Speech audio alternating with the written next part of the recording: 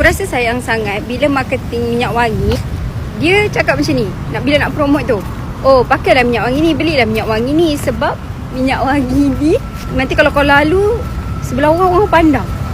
Pasal aku baru je tengok satu video, dia cakap macam ni, okey jangan pakai minyak wangi ni sebab minyak wangi ni bau kuat dan murah. Pakailah minyak wangi yang sebelah gambar tu sebab dia menarik perhatian lelaki.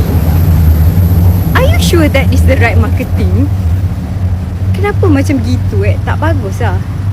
Kita tak boleh pakai minyak wangi yang kau tahu kuat sangat bila kau jalan orang pandang. Lepas tu nak menarik perhatian lelaki. Nanti aku share satu hadis Nabi Muhammad SAW pasal wanita yang pakai minyak wangi. Bila dia lalu sebelah kaum, lepas tu kaum tu pandang. Nak pakai minyak wangi sekadar untuk hilangkan bau ke atau untuk keselesaan diri, tak apalah.